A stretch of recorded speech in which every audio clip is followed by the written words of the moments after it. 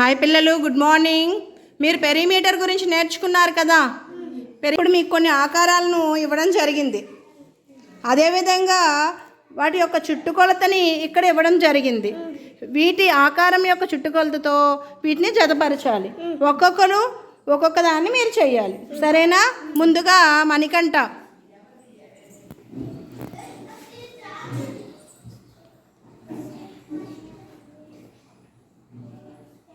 ఎంతమ్మా చుట్టుకొలత ఎంత అయింది?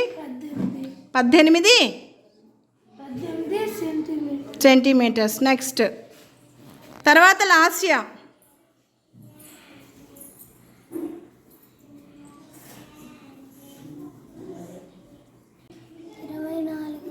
పెట్టు. 24 సెంటీమీటర్స్.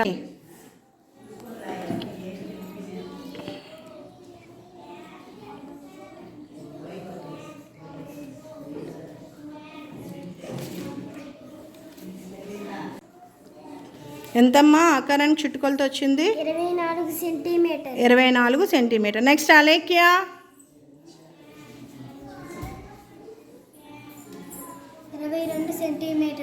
22 సెంటీమీటర్లు. Next charisma.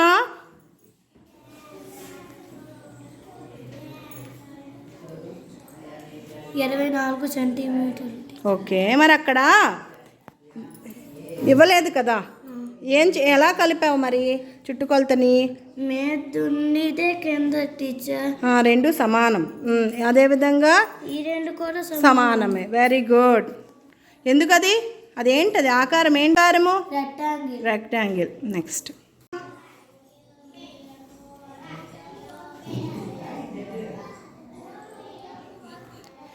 Next Manikanta. 20 centimetre. ఎలా చేసా 20 అని?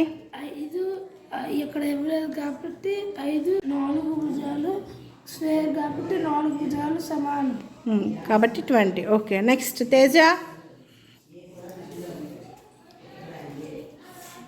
28 సెంటీమీటర్. ఎందుకమ్మా? రెక్టాంగిల్ 9 కాబట్టి ఇక్కడ 9 వస్తుంది, ఇక్కడ 5 కాబట్టి ఇక్కడ. Very good. ఈ విధంగా చుట్టుకొలతను మనము ఒక ఆకారానికి కట్టవచ్చు. ఓకేనా?